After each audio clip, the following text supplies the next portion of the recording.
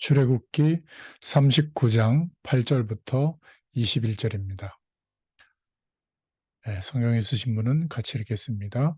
그가 또 흉패를 정교하게 짜되 에봇과 같은 모양으로 금실과 청색, 자색, 홍색 실과 가늘게 꼰 배실로 하였으니 그것의 길이가 한 뼘, 너비가 한 뼘으로 네모가 반듯하고 두 겹이며 그것에 네 줄 보석을 물렸으니 곧 홍보석, 황옥, 녹주옥이 첫 줄이요.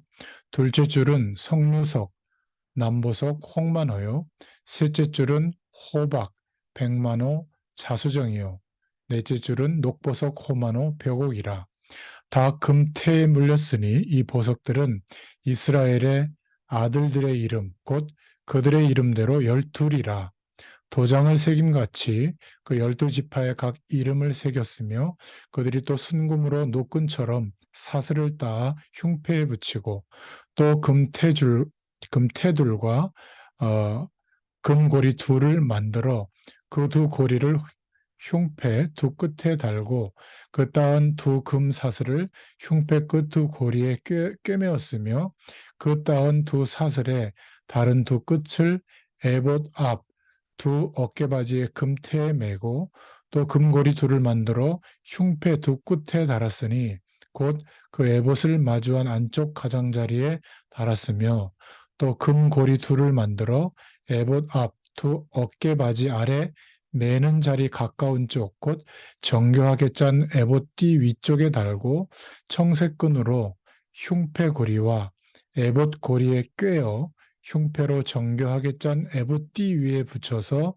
에봇에서 벗어나지 않게 하였으니 여호와께서 모세에게 명령하신 대로 하였더라. 아멘.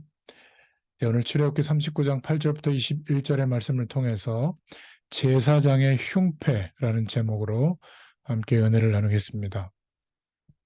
저희가 출애굽기의 말씀을 지금 39주가 됐죠. 아마 더 됐을 겁니다. 꼭 한 장씩이 아니라 절로 이렇게 꺼내서 봤기 때문에 이제 40장까지인데 얼마 남지 않았죠. 오늘 제사장의 흉패라는 제목인데 이 속에서 우리는 어떤 하나님의 말씀하시는 음성을 들어야 될 것인가? 좀 서론으로 먼저 생각해 볼 것은 이스라엘 민족들이 오늘 본문에도 보면 아직도 광야의 길을 가고 있는 장면이죠. 하나님을 모르는 불신자들은 어려움이 오면 점쟁이를 찾아가거나 무속인을 찾아갑니다. 그러면 이렇게 해라 저렇게 해라 알려주잖아요. 하나님 없으면 그럴 수밖에 없죠. 그런데 신자들도 사실 세상을 살아가는 것이 너무 많이 어렵습니다. 그런 현실 속에 살아가고 있는데요. 오늘 출애굽기 3장 18절, 요한복음 5장 42절, 로마서 8장 2절에 보면 하나님의 말씀은 이렇게 말하고 있습니다. 죄와 사망의 법에서 너를 해방했다. 많은 분들이 어려움을 당하고 있지만 헤어나오지를 못하고 있죠. 이런 가운데 이스라엘 민족이 광야의 길을 계속 걸어가고 있는 겁니다. 이때 하나님께서 이스라엘 민족에게 힘을 얻을 것을 오늘 말씀하는 내용이 바로 출애굽기 39장의 말씀이에요. 저와 여러분에게도 하나님이 주시는 힘이 분명히 필요할 겁니다. 자, 그럼 우리가 어떻게 인도받아야 될 것이냐? 오늘 본론에 주시는 말씀인데 뭐라고 하나님은 말씀하고 계시냐면 성막 중심으로 살아라. 이게 하나님 자녀의 축복이다. 이것을 말씀하고 있는 겁니다. 하나님께서 이스라엘 민족에게 광야 가는 길에 제일 중요한 것이 있는데 그게 뭐냐면 성막을 만들라고 하는 겁니다. 이스라엘 민족에게 성막을 만들라는 말이 영적으로 우리에게 주시는 의미는 뭐냐면 하나님이 주시는 능력을 얻는 아주 구체적인 방법을 말씀하고 있는 거예요. 여러분들도 사실은 별로 어렵지 않습니다. 혹시 이 말씀을 영상으로 듣는 분 중에 신앙생활을 처음 하는 분도 아마 있을 겁니다. 우리가 어떤 하나님의 약속을 붙잡아야 되죠? 예수 그리스도의 피로 말미암아 주님의 죽으심과 부활로 모든 운명에서 완전히 우리는 해방됐다. 완전히 거기서 나왔다. 확실합니다. 예수 그리스도의 피로 말미암아 노예된 상태에서 해방이 되었다. 이것을 언약으로 붙잡아야 됩니다. 이 약속을 붙잡고 그 다음에 하는 일이 성막이에요. 여러분들이 걱정하지 말아야 될 것은 믿는 자에게 항상 하나님께서 성령으로 함께 하십니다. 이게 달라요. 구원받았는데 어디가 다르냐면 똑같은데 하나님 모르는 사람하고 비슷해요. 근데 어디가 다르냐면 대부분 모르고 있는데요. 구원받은 하나님의 자녀인데 어디가 다른가? 고린도전서 3장 16절에 너희가 하나님의 성전인 것과 하나님의 성령이 너희 안에 거하는 것을 알지 못하느뇨. 이렇게 말씀하고 있죠. 어, 저와 여러분이 얼마나 큰 축복을 받았는가 하면 정말로 영적으로 귀신의 세력에 영향받는 사람이 저와 여러분을 보면 십자가가 보인다고 할 겁니다. 예수 믿는 사람을 분명히 알죠. 귀신 들려서 점치는 사람들이 저희들을 보면 분명히 압니다. 저와 여러분 구원받은 하나님의 자녀인데 성령으로 분명히 함께 하십니다. 성막을 만들라는 말은 이 축복을 누리면서 살아라. 이게 우리에게 주시는 답이에요. 저와 여러분이 이 축복을 오늘이라도 붙잡기만 하면 많은 어려운 부분들을 이겨내는 것이 확실합니다. 요셉이 애굽으로 팔려가는 줄 알았는데 우리는 알고 있잖아요. 아니죠. 이 눈부터 먼저 뜨이게 됩니다. 성령 하나님께서 항상 함께 하시기 때문에 저와 여러분에게 일어나는 일이 굉장히 큰 일입니다. 무시로, 정시로 늘 기도하기 시작하면 하나님이 함께 하시는 굉장한 역사들이 일어나기 시작하는 겁니다. 그런데 하나님의 자녀가 이 축복은 빼고 세상에서 아무리 노력해봐야 결국은 제자리 출발선상에 있거나 뒤로 한참 뒤에 가 있게 됩니다. 경험하고 계실 거예요. 그런데도 이스라엘 백성들처럼 성막 중심으로 살아라. 출애굽기 내내 말씀하고 있지만 늘 애굽의 삶을 동경하는 그런 모습이 우리가 아닌가 말씀을 들을 때마다 확인하시기 바랍니다. 절대로 우리의 결심과 우리의 노력으로 광야길 걸어갈 수가 없어요. 여러분 이거 인정하지 않으면요. 평생 고생합니다. 너무 억울한 거예요. 성령으로 함께 하시는데도 억울하게 고생하는 겁니다. 그래서 성막 중심으로 살라는 말을 출애굽기 40장 내내 말씀하고 있는 겁니다. 나중에 요셉이 감옥으로 가게 됐는데 그 감옥은 우리는 알고 있잖아요. 하나님의 가장 큰 계획이 숨어 있는 것이죠. 술 맡은 관원장, 떡 맡은 관원장, 꿈을 해몽하게 되고 결국 총리로 등용되게 되는 하나님의 숨은 계획이 있는 것인데 우리는 끝났다고 생각하는 겁니다. 그러니까 하나님이 허락한 일에 모함을 받아서 그것도 감옥에 가게 된다. 이 말이 안 되는 거잖아요. 하나님의 약속을 붙잡고 기도하고 있는데 우리는 우리가 기대하는 쪽으로 좋은 결과만 있기를 그게 응답이라고 생각하지만 하나님이 역사하시는 방법은 달라요. 여러분, 철저하게 절망이 와야 됩니다. 말씀 속에서 그렇지가 아니라 철저하게 절망을 경험한 사람은 절대로 절망으로 가는 길을 선택하지 않아요. 왜? 아는데, 내가 경험했는데. 그렇지 않습니까? 근데 아직도 절망의 길을 선택하는 것은 왜죠? 절망이 아니라서 그래요. 여러분, 정말로 죽기 일보 직전이면요, 죽는 길로 가지 않습니다. 성막 중심으로 살아라. 이 약속밖에 붙잡을 수가 없잖아요. 일곱 족속 서른 왕이 버티고 있고 광야길 가는데 앞선 문명을 가지고 있는 민족들이 이스라엘을 다 죽이려고 하는 거예요.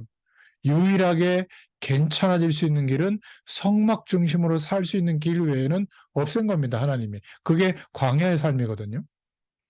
하나님의 사람들은 다 그랬어요.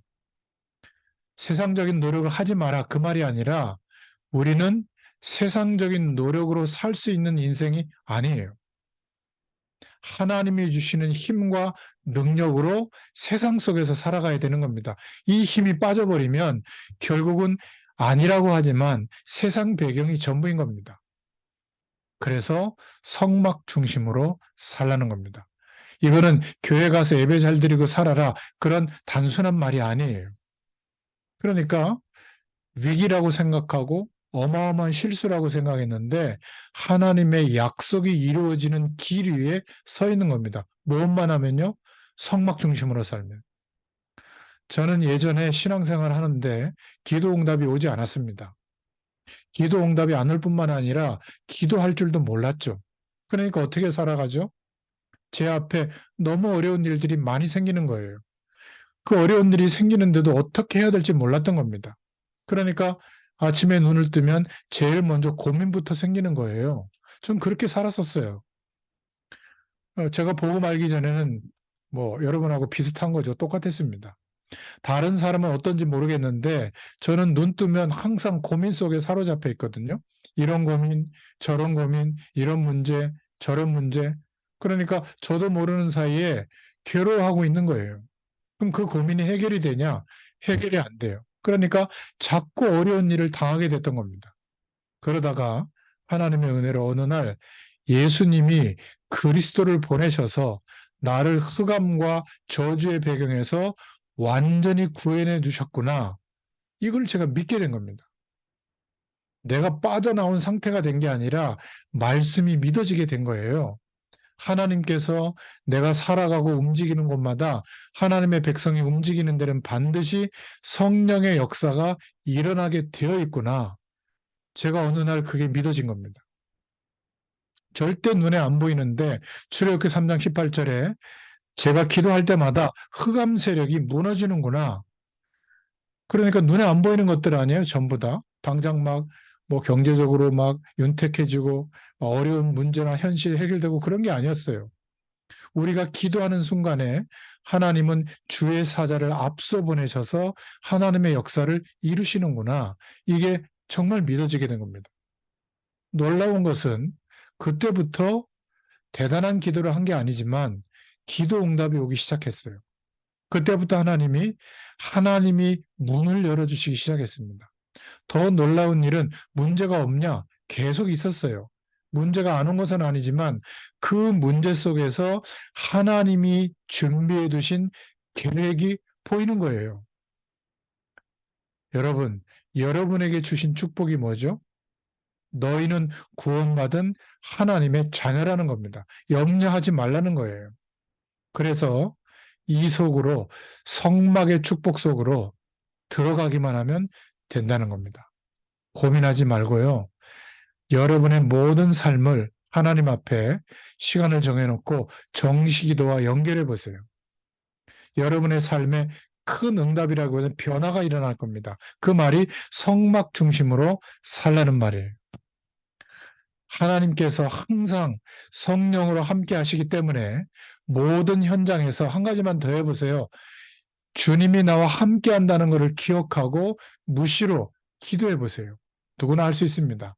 그러면 세 번째 축복이 오는데 어느 날 성령 충만이라고 하는 답이 나오게 됩니다.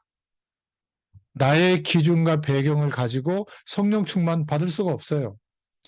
이 그릇에 물이 담겨 있는데 기름으로 채우려면 물을 버리고 기름을 처음부터 끝까지 다 넣어야 충만해지는 거거든요. 이 컵에 기름 충만이 되는 겁니다.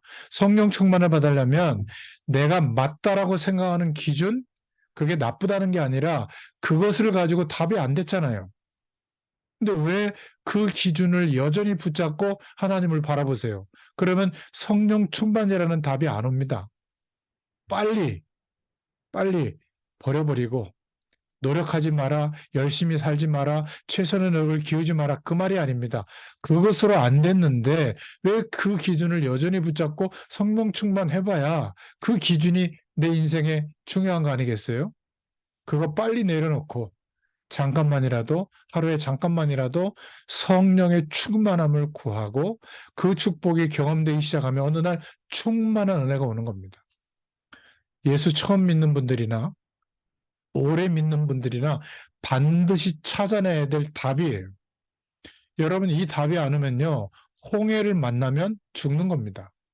그런데 이 답이 있으면 홍해가 있죠. 우리 인생길에. 여리고성이 있죠. 갈라지는 겁니다. 우리 힘으로 안 되는 상황과 조건은 하나님이 역사할 수밖에 없는 거예요. 여러분, 경제가 없기 때문에 몸이 병들어 있기 때문에 가정에 이런저런 자녀들의 문제가 있기 때문에 힘든 게 아닙니다. 내가 성령의 충만한 축복이 없는 거예요. 그러니까 요만한 문제도 힘든 겁니다. 큰 문제는 말할 것도 없고 아예 그냥 죽었다고 생각하는 거잖아요. 아니에요. 광야 40년 동안 매일 절대적인 문제 속에 있었다니까요. 여러분, 우리 인생을 한번 생각해 보세요. 매일 우리 힘으로 안 되는 조건에서 살고 있는데 자꾸 된다고 생각하고 그것만 생각하는 겁니다. 우리가 노력하는 것만 생각하는 거죠. 어느 날 한계가 올 겁니다. 그게 광야에서 보여주시는 하나님이 우리에게 보여주시는 삶이에요. 광야 40년 동안 있었던 모든 일은 어떤 답이 오죠? 출애굽기에 하나님의 가장 좋은 계획을 이루시는 길이었구나. 이런 부분들을 발견하게 될 줄로 믿습니다. 이게 출애굽기 응답이에요. 광야길 가는 중에 할 일은 딱 하나입니다. 하나님이 지시하신 거. 성막 중심으로 사는 삶이 뭔지를 실제로 찾아내야 되는 겁니다. 이게 쉬운 삶인데 거의 다 너무 쉬우니까 놓치고 있는 겁니다. 중요하게 생각하지 않는 거예요. 무엇보다 내가 가지고 있는 기준보다. 저는 예수님을 새로 믿는 사람들을 보면 과연 이 사람이 어떻게 신앙생활을 시작하고 있을까? 그 부분이 궁금해요. 신앙생활은 굉장히 간단한 겁니다. 우리는 구원받은 하나님의 자녀예요. 하나님의 자녀가 됐기 때문에 다른 선택을 하면 말씀의 약속을 믿고 정말 주님 바라봐 하나 역사할 수밖에 없는 겁니다. 저는 많은 장로님들, 중직자들을 보면서 저분들의 삶은, 신앙생활은 어떻게 할까 궁금해요.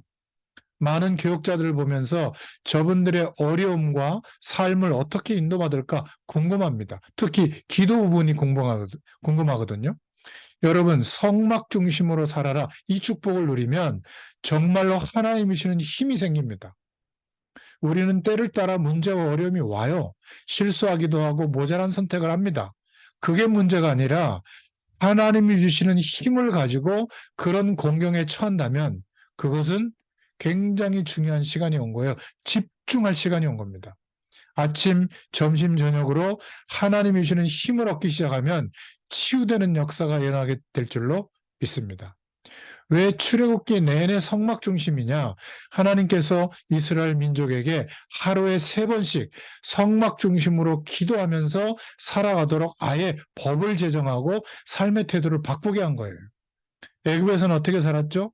열심, 최선, 노력. 그러면 수입이 오잖아요. 노예 생활하면 먹을 거 주고 잠자리 보장하거든요. 그 중심으로 살았는데 하나님의 백성은 그게 아니라는 겁니다. 그래서 성막 중심으로 하나님의 약속을 믿고 기도하는 중심으로 살도록 바꾼 거예요. 영적인 힘은 우리에게도 똑같습니다. 이 힘을 찾아내면 문제가 없어진 게 아니에요.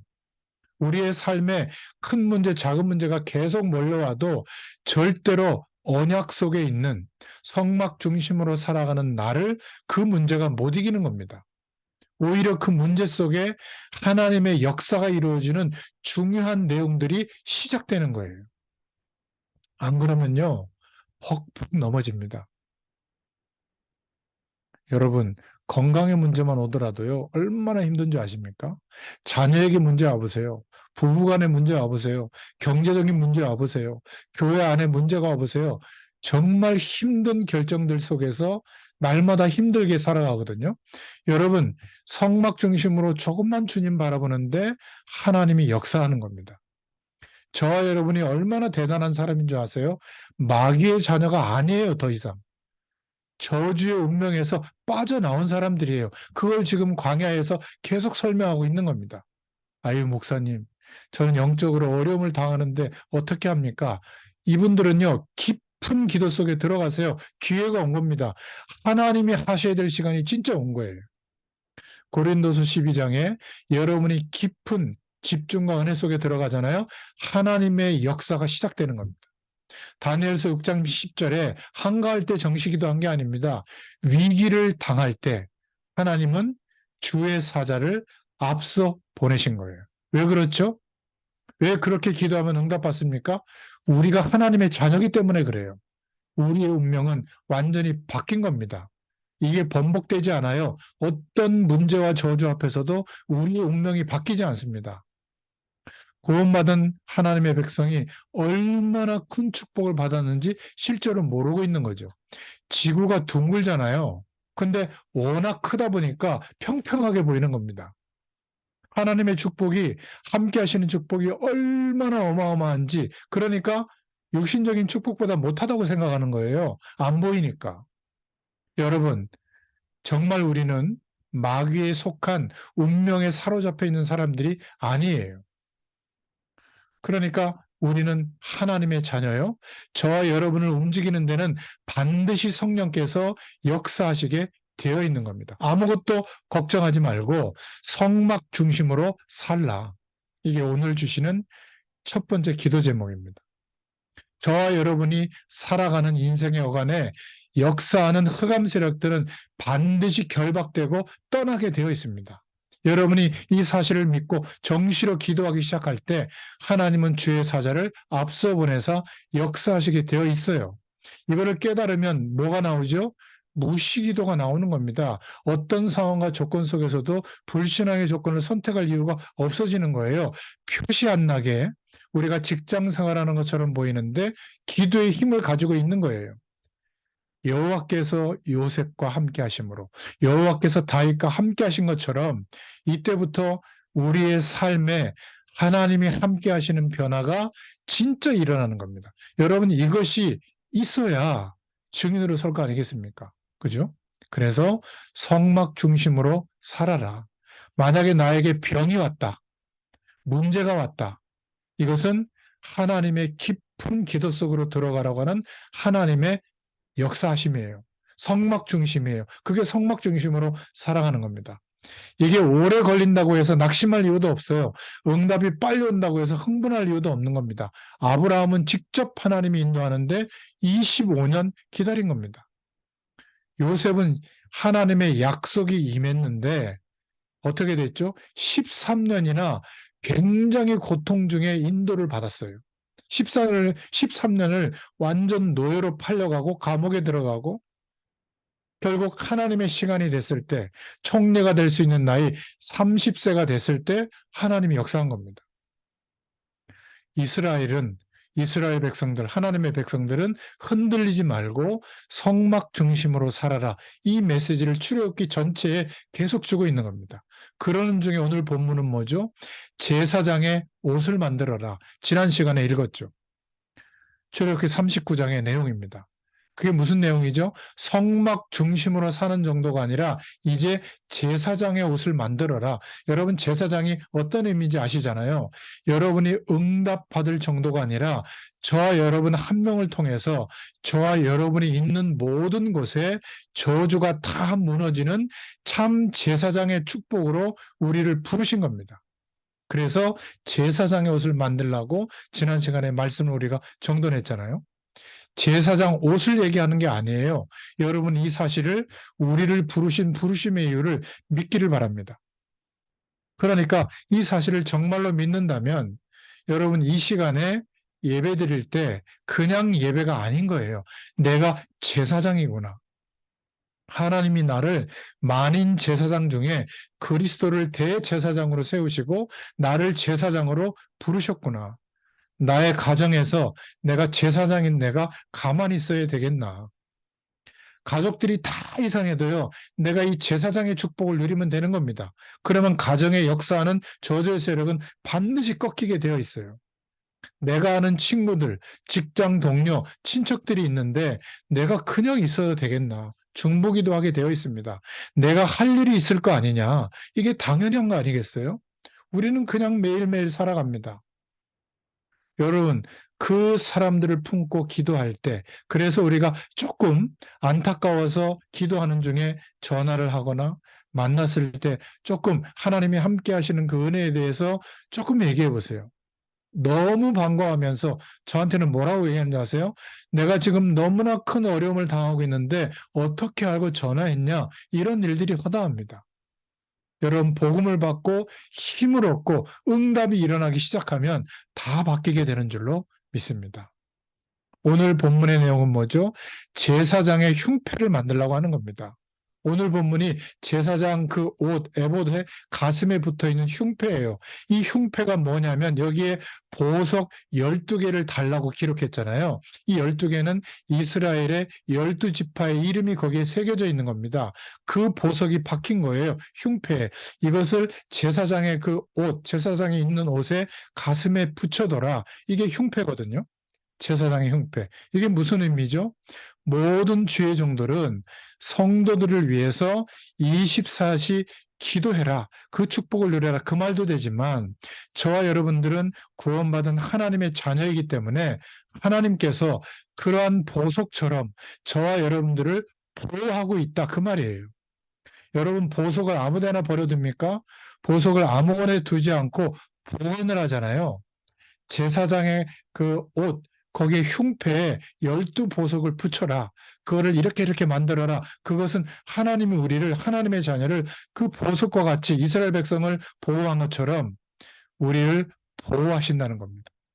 보석을 아무데나 두지 않고 항상 저와 여러분을 24시간 함께 하시고 응답하고 계신다. 이거를 믿으라는 거예요. 호주머니에 넣으라고 하지 않고 가슴에 달아라. 잘 보이도록. 여러분, 이 축복을 누린다는 것은 당연한 겁니다. 왜죠? 우리는 하나님의 자녀예요. 마귀에게 속한 백성이 아닙니다. 하나님께 좀 잘 보여야 되는 사람이 아니에요. 조금 못해도, 조금 잘해도 관계없이 하나님의 자녀이기 때문에 하나님이 역사하는 겁니다. 이 방향만 맞추면. 그래서 오늘 말씀의 결론입니다. 아무 걱정하지 마시고, 응답받을 생각도 하지 마시고, 성막 속으로 들어가라. 하나님의 약속을 붙잡고 기도하세요. 깊은 기도 속으로 들어가세요. 얼만큼 우리가 큰 축복을 받았냐면 우리가 일하는 회사를 살리고 우리가 머무는 현장을 살리고 우리가 사는 지역과 우리의 가문을 살리는 제사장의 옷을 입으라는 거예요. 그 언약을 붙잡으면 됩니다. 여러분 가슴에는 12지파를 맡기는 보석이 있다는 사실을 믿으셔야 돼요. 현장을 맡겨주신 겁니다. 저는 어느 날 눈이 띄어진 거예요. 이 영적인 눈이 열리기 시작한 겁니다. 믿을 때 하나님께서 나에게 성령으로 역사하시는구나. 이 눈이 띄어졌어요. 그러면 할 수 있는 게 뭐죠? 열심히 사는 겁니까? 아니요. 약속을 믿고 기도하면서 인도받으면 돼요. 이게 구원받은 자에게만 일어날 일입니다. 저는 사람들이 철저하게 멸망받는 것을 보면서 사단은 존재하고 있구나. 이거 진짜 발견했어요. 전 세계 청소년들이 마에게 빠져서 죽어가는 걸 보면서 아, 흑암 세력은 절묘하게 존재하고 있구나. 이 사단의 세력이 철저하게 가정들을 파고들어서 이런저런 문제를 가지고 멸망시키는 것을 보면서 사단은 존재하고 있구나. 저는 그때부터요, 하나님의 말씀에 눈이 번쩍 뜨인 겁니다. 뭐라고 기억되어졌죠? 저는 놀랐어요. 하나님의 아들이 오신 것은 뭐라고요? 마귀의 일을 멸하려 하심이라. 저는 놀랐습니다. 저는 그냥 교회 다니는 사람인 줄 알았는데 그게 아닌 거예요.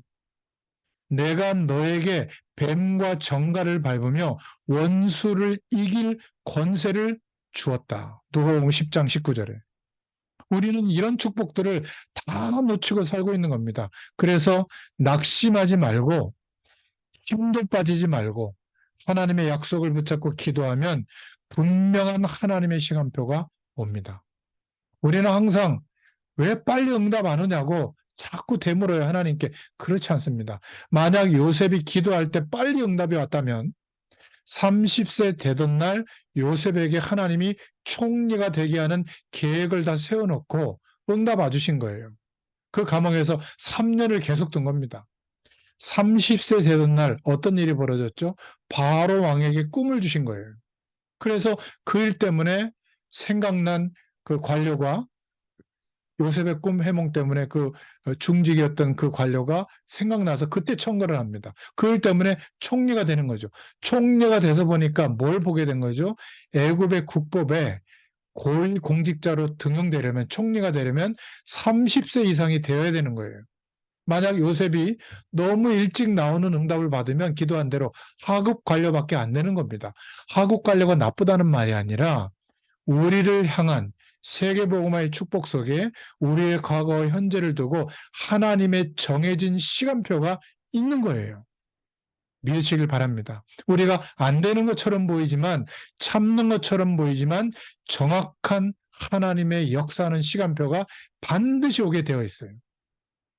오늘 이 언약을 진짜로 잡기를 바랍니다. 어떤 경우에도 우리가 편하고 좋다.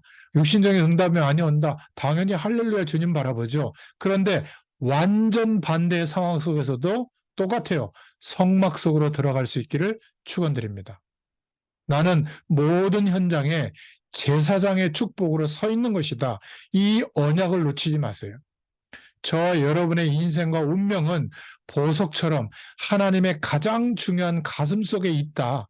기억하세요. 낙심치 말아야 됩니다.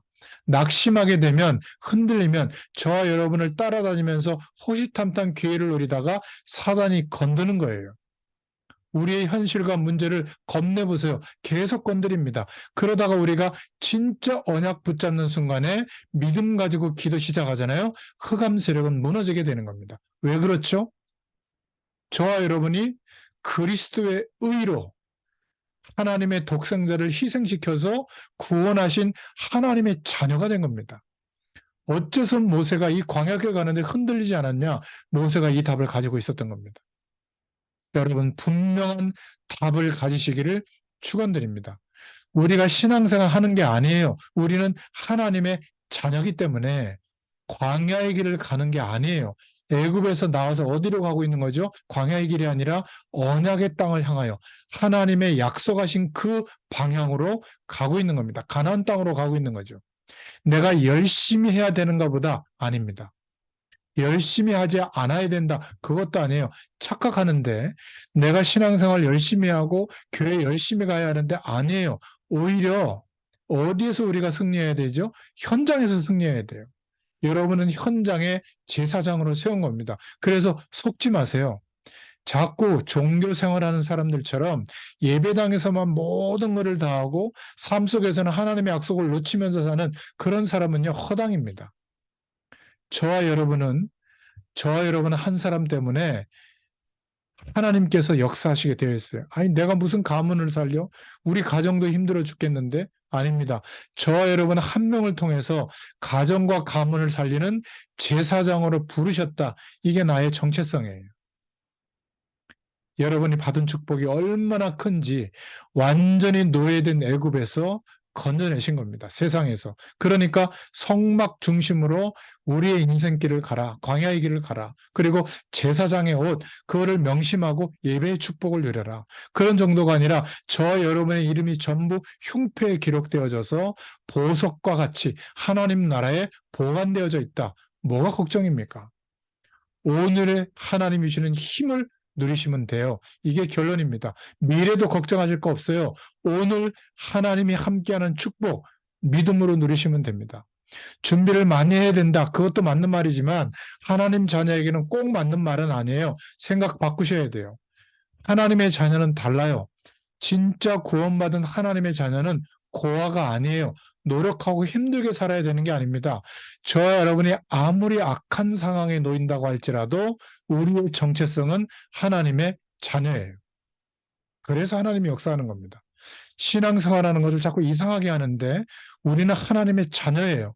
모든 현장에 움직이는 곳마다 어떤 축복이 나타난다고요? 제사장의 축복이 나타나게 되어 있어요.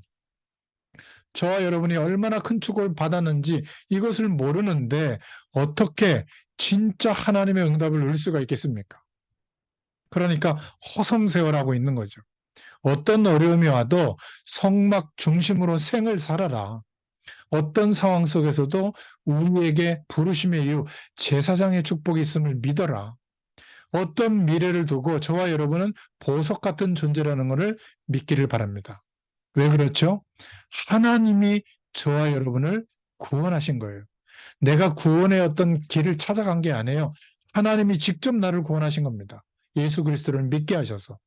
저와 여러분이 자신을 보기에 여러분이 아무것도 아닌 것처럼 보이지만 하나님은 여러분을 자녀로 부르신 줄로 믿습니다.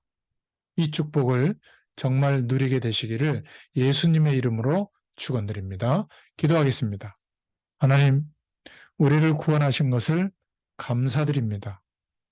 아직도 세상에 훌륭한 사람들이 이 답을 알지 못해서 최선을 다하지만 죽어가는 인생을 살고 있습니다.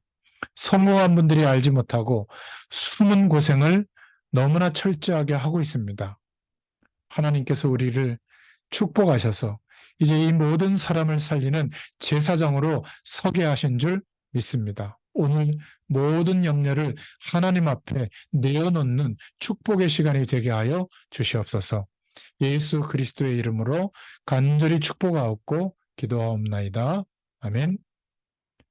감사합니다.